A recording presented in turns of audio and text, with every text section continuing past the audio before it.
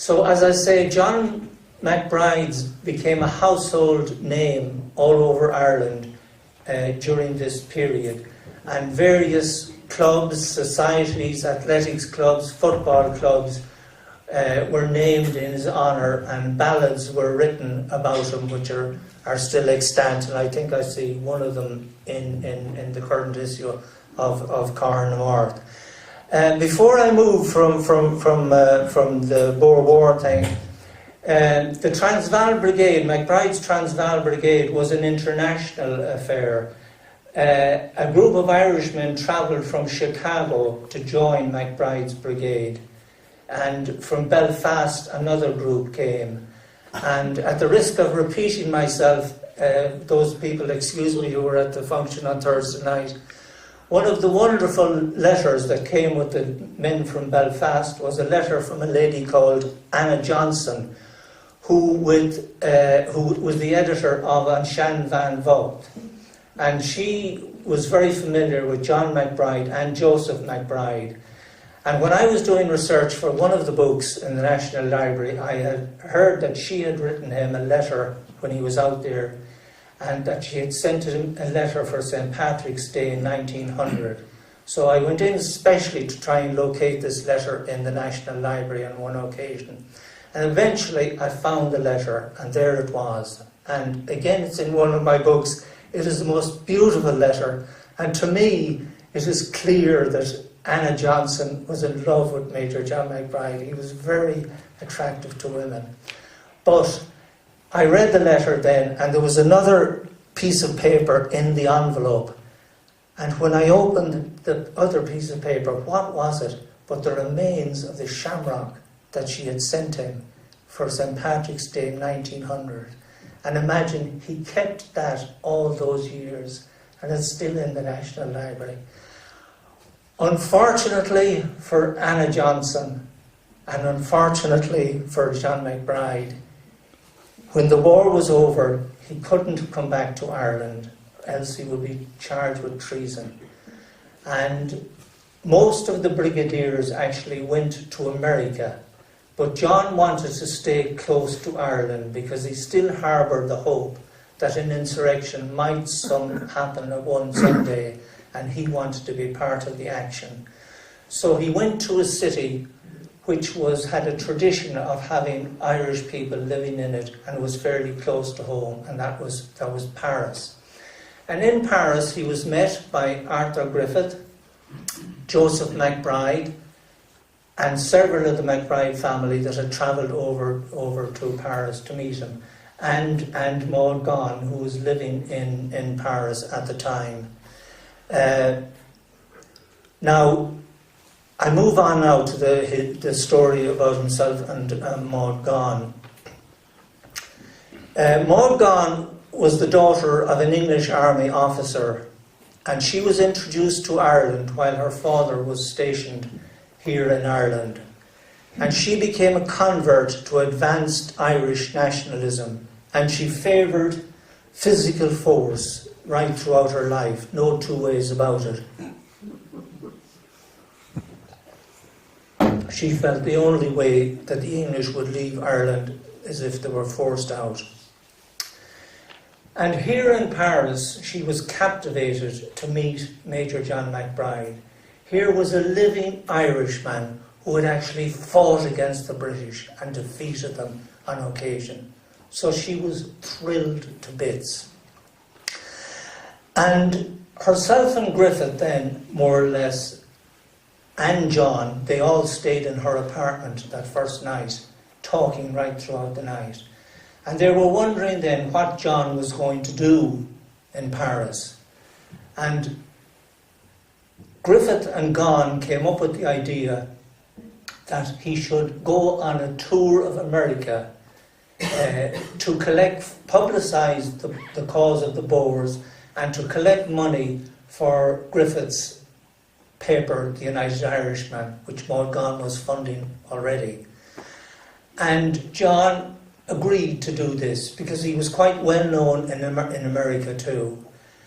He agreed to do it, and in early 1901 he was to set sail. And he put down one condition for him agreeing to go to do the tour in America. And that condition was that Maud Gonne would come with him. And she agreed. So they travelled separately. He went first and then she followed. And they had a very successful tour in America. They were out there for about 3 months. And they travelled, they spoke at many very meetings along the East Coast and out as far as Chicago. And there are letters existing from Maud to Willie Yeats about this. Willie Yeats's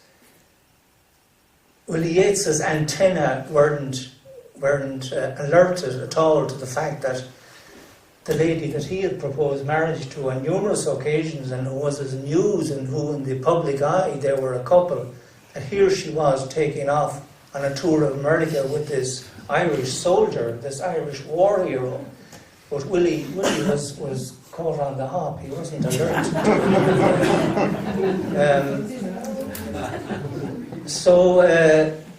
She had to come home prematurely from the tour in Chicago, owing to the death of Willie Rooney, sudden death of Willie Rooney, who was a great friend of Griffiths, Gonne and McBride. But John McBride continued to tour himself out to the West Coast and collected an awful lot of money. And there is loads of material available, and some of it in the exhibition on their tour and the reception they got, particularly in New York. The Americans don't have to occasions like that. She came back then to Paris, where she was living, and John then came back to Paris as well. And they saw a lot of each other in Paris, and eventually marriage was proposed. And when the word spread that there was a possibility of them getting married, McBride's family and Maud Gonne's family and all their friends, no, please no, don't. Joseph McBride wrote to his brother John, telling him that, look, any man has got to be able to keep his wife in the comfort that she's accustomed to. You don't have any money, she's an independent woman, rich, you know. Honoria McBride wrote to John as well, saying the same thing, that she admired Maud Gonne, but didn't think that it was a good idea, the marriage was not a good idea. Maud Gonne's sister, Kathleen, begged her not to marry John McBride, and begged her instead to accept the regular proposals from Willie Yeats. She said, just imagine the life you could have with this poet Willie Yeats. And Maud said, Willie Yeats is one of my dearest friends, but I couldn't for a minute think of marrying him. She didn't explain what she meant by that, but that's what she said. But anyway, Arthur Griffith was another. We knew the two of them very well. And he told them both that they were incompatible, that they shouldn't really get married. But I think they both saw it as a patriotic wedding. They were both Irish nationalist heroes. And it was almost as if they were fated to come together in an expression of that. The person who objected most of all to the marriage, and who went hysterical when she heard it, and hated John McBride, understandably, from the beginning, was Maud Gonne's daughter, a girl called Iseult. Maud had had 2 children previously through a liaison with a French politician called Lucien Millevet. And one of them survived, this girl Iseult, and she had a good relationship with her father in Paris, Millevet. And naturally and understandably, she saw the possibility of John McBride coming into the household to be the father of the household as she didn't look forward to it. So when Maud went out to the convent in Laval, where Isolde was a student, and told her, Isolde went hysterical and had to be taken away by the nuns. And I'm not making that up, by the way. That's all in Maud Gonne's own autobiography, A Servant of the Queen, in fine detail. So the odds were stacked against the marriage from the very beginning. And Maud has written in her autobiography how the night before the wedding, John and herself talked this through and exchanged this information with each other. And Maud then more or less said, colloquially, she says, to hell with it, let's go out for dinner and we'll get married tomorrow. That's what they did. Willie Yeats was understandably distraught at the marriage. But the thing he hated most of all was Maud's conversion to Catholicism, which he hated big time. And his hatred then of McBride knew no bounds. Understandably so, because the marriage, in a way, well, it took the love of his life out of the picture for him, apparently. But it made a fool of him in the public eye, because he was a well-known public figure, well-known, respected poet and all of that. And everybody knew that he wanted to marry Maud Gonne, as many other men did. So you can understand why he hated McBride, and hated him forevermore, and did the best he could through his letters and his poetry to demean the man. And unfortunately, those letters and poems are still available. But what is most unfortunate is that people who read the poetry, especially that wonderful poem Easter 1916, they don't realise where Yeats is coming from, you know. And anyway, they got married in 1903, and their baby then, Sean McBride, was born in 1904. But at that stage, the marriage it had met all the negative expectations. They really weren't suited at all.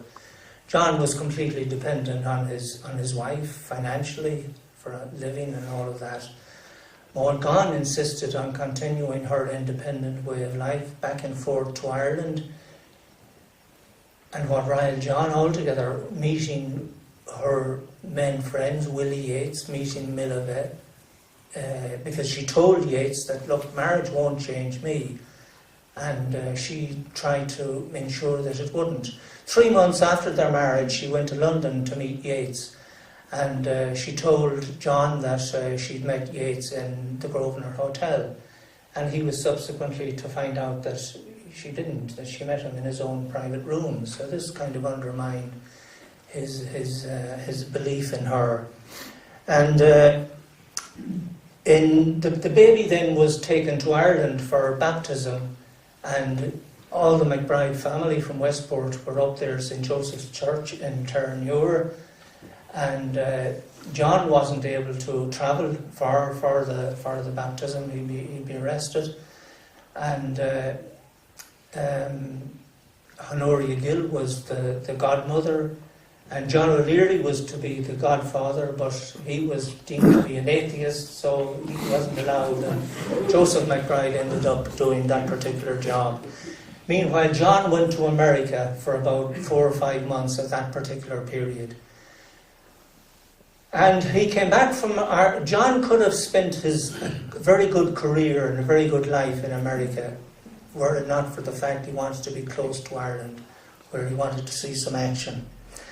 And when he came back then from America in late 1904, Maud told him for the first time about her earlier life, and he was horrified.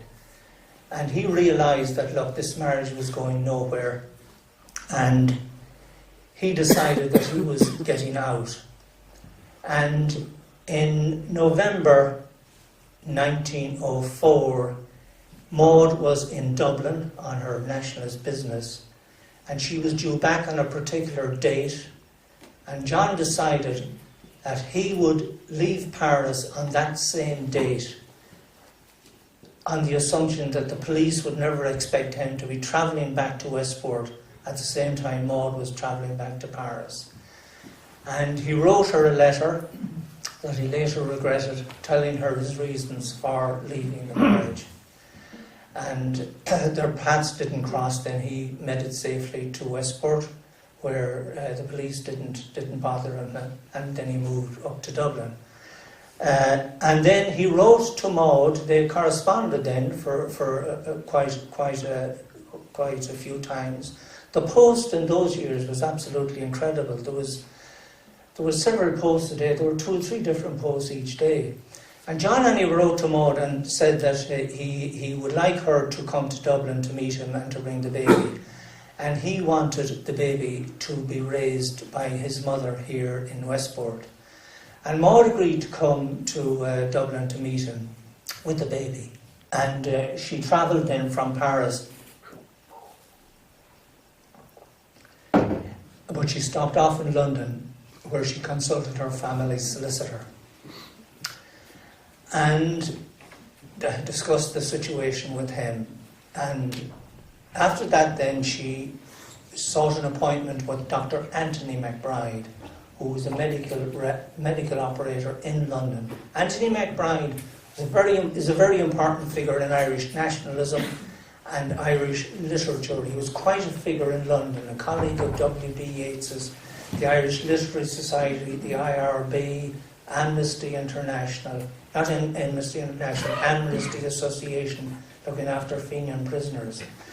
And Maud met Anthony McBride then, and she told him that her solicitor was drawing up a letter, or a statement, which demanded that John go to America on a permanent basis, that he assign the baby to her, custody to her entirely, and if he didn't agree to this, that an allegation would be made that he had molested her daughter Isolde in Paris. So Anthony was flabbergasted with this turn of events, and he sent his wife to Dublin to meet John. And it so happened that Joseph was in Dublin at the time, and Anthony's wife met John and Joseph, told him the situation. John immediately downed tools and travelled to London, where after quite a while he succeeded in meeting Maud and the baby, and they spent 10 days to a fortnight with their solicitors trying to sort out an agreement. But Anthony realised that the gun was being put to John's head to sign the custody thing, because the trouble between them from then on, what it was really about, was custody of the baby. And I can understand Maud Gonne's point of view in this. I can understand it. I can't forgive it, but I can understand it. And this is the reason for it. Maud Gonne's first baby was a boy called George, and he lived for 6 months, and he died of meningitis. And Maud, as you know, with Yeats and people in London, were into the occult. And Maud believed firmly in reincarnation. And her second child, she was hoping, would be a boy, but it was a girl, Isolde. But when she had Sean, she saw Sean as the reincarnation of her dead baby boy, George. So she was psychologically totally unable to consider the possibility, any possibility, that she would lose this baby boy. So, in effect, she decided that she had to take John McBride out. And she used this threat against him. and to sign the dotted line, or else. And to his credit, he refused to sign. And she said, if you don't sign, you'll face charges in Paris. So he refused to sign. She went back to Paris, and a couple of weeks later, she went to court in France and made a series of allegations, a series of statements to the court. John had a fortnight to respond, and this book is essentially about the divorce case, and these documents are extant. I was able to get them, and they're in that book. Both sides of the situation are in that. And she sued then for divorce, and she was sure that she had enough evidence to win divorce. But one of the strange things about it was the serious allegation that she had made against John concerning assault did not appear in the court documents at all. But what did appear in the court documents was a new charge concerning her half-sister, Eileen Wilson, who had lived with her for many years, and who had, the year before, married a brother of John McBride, Joseph McBride, and who was living happily here in Westport, in Mallow Cottage, I think. And they were very happily married and had a very happy marriage. But Maud made an allegation that the year before, that John had committed adultery with Eileen Wilson in her house in Paris. Now, I should say it's important to note, because I want to be fair to all sides, Maud Gonne made none of these allegations out of her own knowledge. She did not witness anything of this. She was acting on information supplied to her by her servants and by her friends, who knew that the marriage was on the rocks. And John figured out that the evidence was more or less manufactured to suit the occasion. So the divorce thing started, and it went on, these things do, it went on for nearly 18 months. And one of the amazing things about it was, as I said, in the court documents, the allegation that Maud had made first to Anthony in London was not mentioned. Now, Anthony and John on their side made a colossal decision in court, a real risky decision. They decided that they were going to raise this allegation in court to have John's name cleared.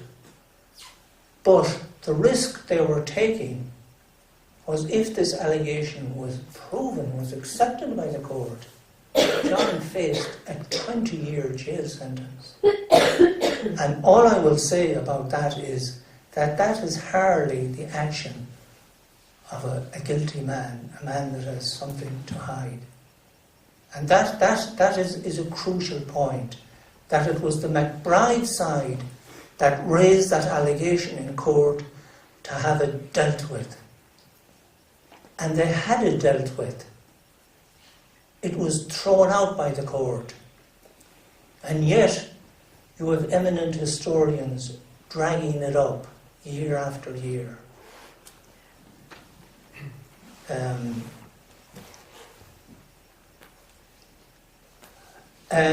Of course, our friend Willie Yates was in high glee when he heard about the divorce and the marriage was on the rocks.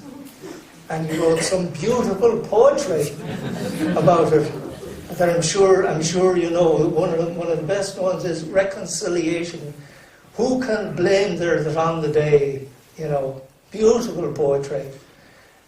Because he saw his chances again, and that's why he advised her to go for divorce. Might let him in again. And the result of the court comes in Anna McBride White's book, the Gonne Yates Letters. And I rely on Maud Gonne herself for the actual court verdict. This is what she wrote to Willie. on the 8th of August 1906. My dear Willie, here is the verdict as far as I can remember it, not as yet having received the written copy. MacBride has succeeded in proving Irish nationality and domicile, so that only a separation and not a divorce can be granted. The court now suits Mr. MacBride in his petition of separation against me. The court thinks the charges of immorality are insufficiently proved. In other words, thrown out, dismissed. There was a charge of being drunk on one occasion and kicking Maud on the ankle at the same occasion. That was accepted by the court. The court grants Mrs. MacBride judicial separation in her favour and gives her the right of guardianship of the child. It allows the father the right of visiting the child at his wife's house every Monday, and when the child shall be over 6 years old, allows the father to have him for 1 month in the year. I am very disappointed, and I shall probably appeal against his verdict and change my lawyer, for Cruppy, the lawyer, neglected my affairs shockingly. John exercised his visiting rights on a few occasions before returning to live permanently in Dublin, never to see his son again. Maud raised Sean, or as he was called, his name was called Jean Gonne. The MacBride name was dropped. Maud raised Sean in the French language to distance him from his father should John ever try to regain custody of him, because John would have that right in the British jurisdiction. Some have designated this French language thing, have designated this as an early example of parent alienation syndrome. Maud later appealed the verdict, and the proposed monthly visitation with his father was rescinded. But the story doesn't end there. In 1910, John was a candidate for a post with Dublin Corporation as water bailiff. And among the people who, who not interceded, but who tried to help him, was Maud Gonne. Surprisingly enough. But he rebuffed that. She continued to live in Paris, although I should say in that year, 1910, she came on holiday to Mayo with John, with the baby, and came here to Westport and stayed in Westport. She came so that his granny could meet the baby. Now another occasion then, you see, I believe that Maud was recanting a little bit in as far as she could. When W.B. Yeats continued his vitriol towards John in his famous poem, Easter 1916, he sent it to Maud, and she replied, and this is what she said. "No, I don't like your poem. It isn't worthy of you, and above all, it isn't worthy of the subject. As for my husband, he has entered eternity by the great door of sacrifice, Christ opened, and has therefore atoned for all, so that in praying for him, I can also ask for his prayers, and a terrible beauty is born." For me, for Maud to say that she can ask for John's prayers says an awful lot. After John MacBride's execution, W.B. Yeats' proposed marriage to Maud was again refused. He then proposed unsuccessfully to her daughter Isolde, and he was refused there too. Maud later returned to live in Dublin and wore black as she became one of the widows of 1916. In her book, in her autobiography, A Servitor and the Queen, published in 1938, Maud wrote movingly in praise of the kind of man John was. There isn't one word of criticism of him in that book. What there is in that book is beautiful memories. She recalled the frequent occasions she took tea with him in his tiny attic flat, discussing plans to free Ireland. She wrote, quote, "Most of these plans did not bear fruit, though indeed he got his chance of another fight against the English for Irish freedom when he took his place among the 16 men of imperishable glory who were executed in 1916.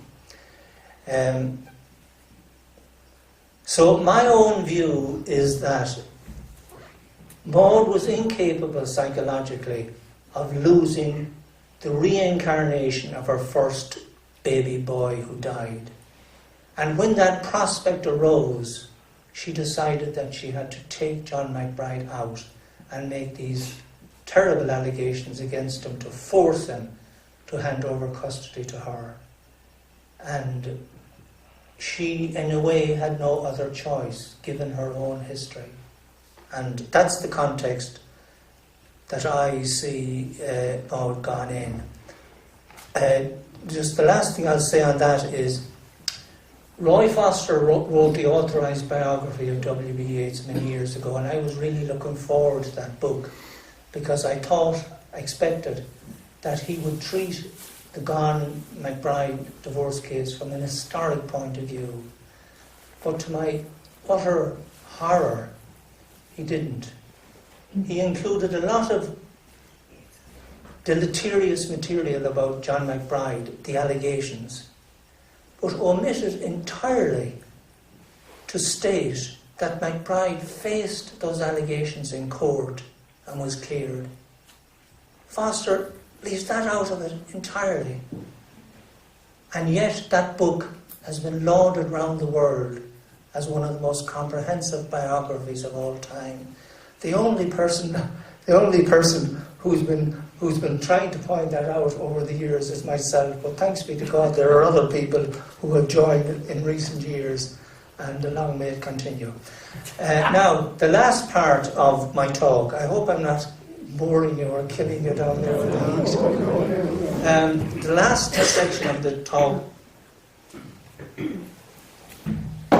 is an abbreviated section of a... I was lucky enough to be invited to give the keynote address on Easter Monday at Jacob's factory, and Bernadine and her man were there, and Mary was there too.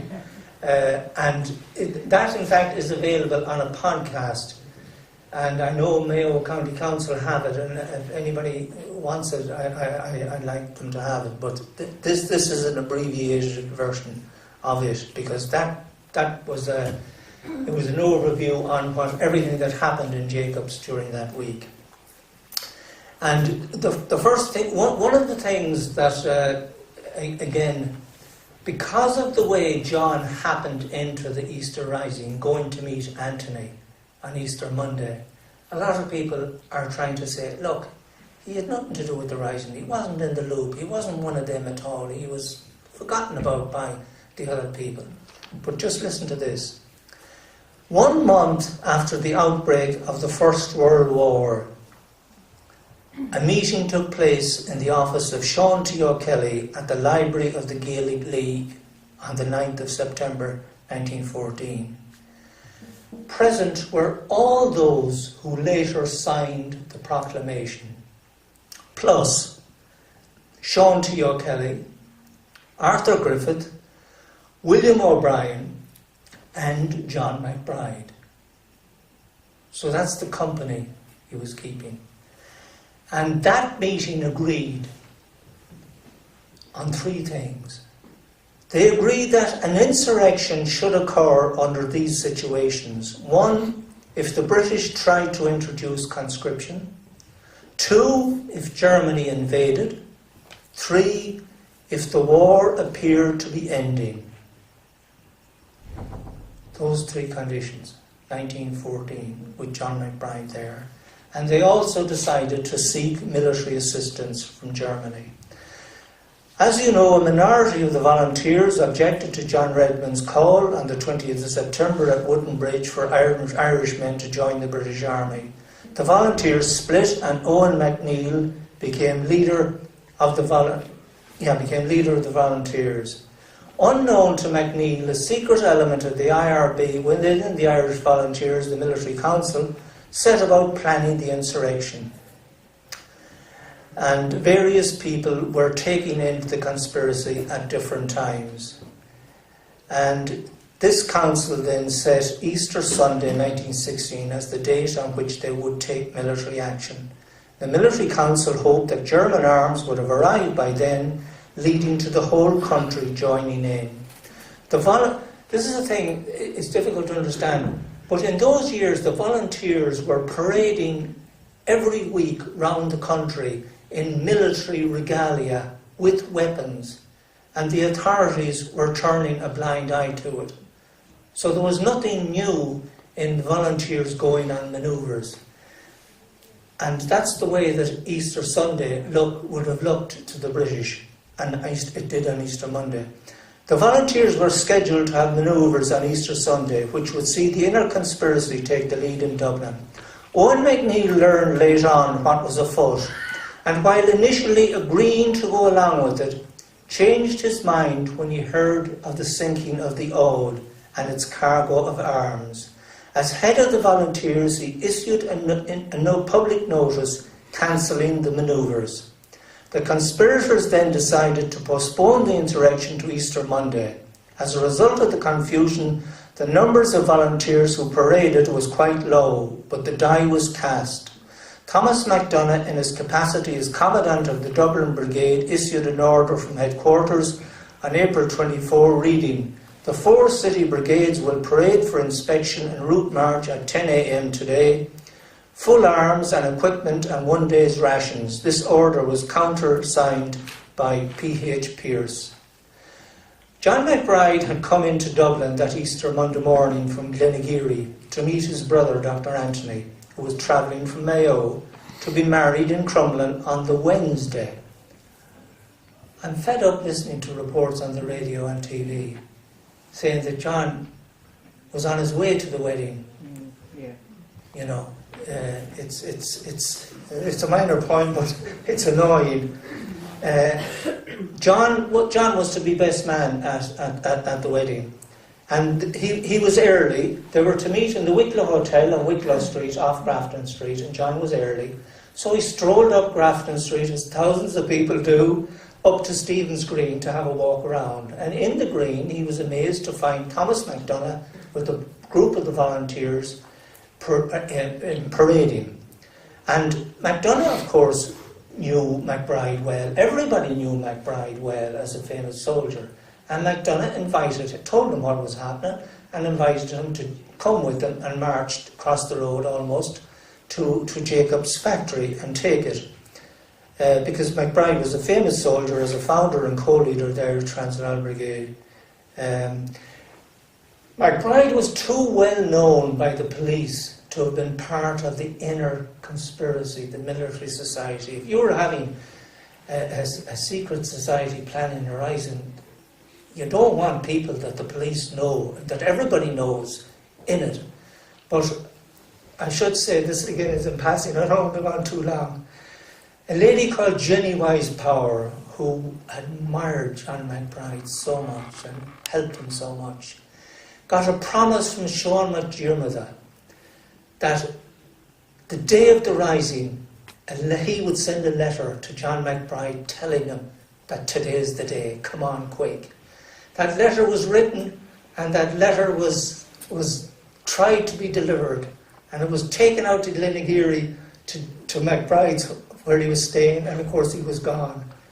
And several efforts were made to deliver the letter, initially by a man called Ignatius Callender. I have written, I think, a long article in Carnamarth about that letter, that because in a way it's hilarious from one point of view, but from another point of view it's very interesting in the sense that it was another attempt by the inner conspiracy, keeping a promise to Jenny Wise Power to keep MacBride involved. Anyway, what did I say? Where am I? MacBride did not hesitate and was appointed second in command. His appointment was made on the back of a Jacob's invoice, and this was found after the surrender and used in evidence as field court marshal.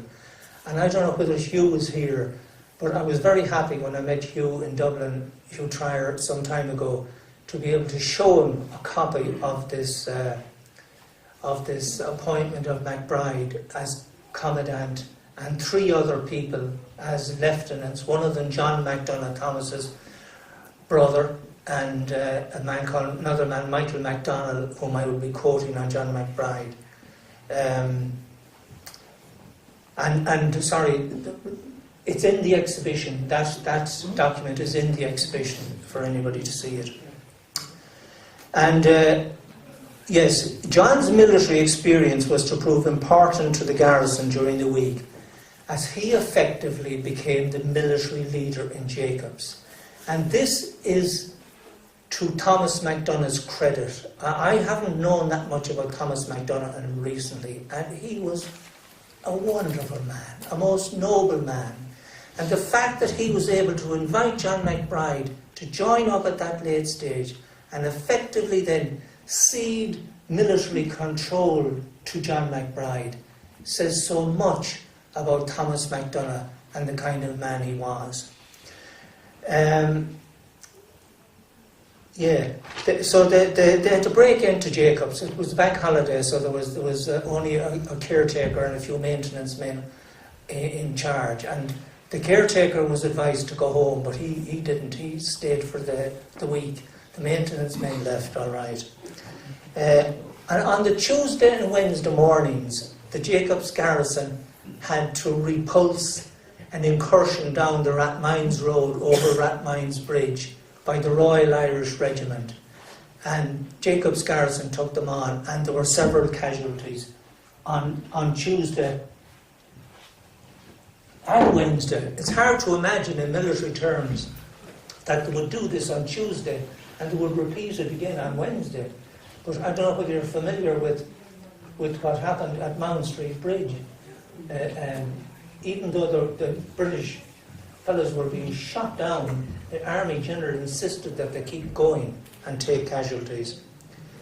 The Jacobs garrison, after they repulsed an early attempted incursion by the British, were mainly active in supplying nearby garrisons such as the Irish Citizen Army and the Royal College of Surgeons with provisions, forming parties to gather information on what was happening in the city, and supporting other garrisons by sending men to join the fighting. They sent 20 men to try to help De Valera at Boland's Mills and Westland Road, but they had to return, and the one casualty of Jacobs, a man called John O'Grady, was shot dead in that excursion. All during the week in Jacobs, most of the action then was on sniping. And they were sniped from Rathmines, Dublin Castle, and Portobello, and some other place. But all during the week, rumours were fast and furious that the Germans had landed in the south or were marching on Dublin and so on. The days were all mixed up because they got very little sleep and didn't know one day from another. One day at the end of the week, Padder Carney, aged 43, an uncle of Brendan Behan, who wrote the original English lyrics for the Soldier's Song, told another volunteer that there was no truth in the rumours, saying, "Look, don't mind it. It's a cod. There was no landing or anything like that." As low Sunday approached, the sound of heavy guns, machine gun staccato, and the crack of the rifle gradually died down the previous day, and Saturday night had been unnaturally quiet. It was obvious that the struggle in Dublin was finished. Elizabeth O'Farrell and 2 Capuchin priests, Father Augustine and Aloysius, arrived at Jacobs with news of Pearse's surrender order. Thomas MacDonagh left with them under a flag of truce to meet Pearse and to consult with the Enniskillen. MacDonagh was later given an ultimatum by General Lowe that the British Army would shell Jacobs unless they surrendered. Thomas B. Gay records that Con Colbert and Marable Lane, on hearing that MacDonagh had gone to discuss surrender, requested him, Gay, to seek any message of surrender in writing from Major McBride. Gay went to Jacobs, found Major McBride and gave him the message. McBride's reply was, "I have never in my life written an order for Irishmen to surrender, and I do not propose to do it now. Will you return at once and inform whoever is in charge that when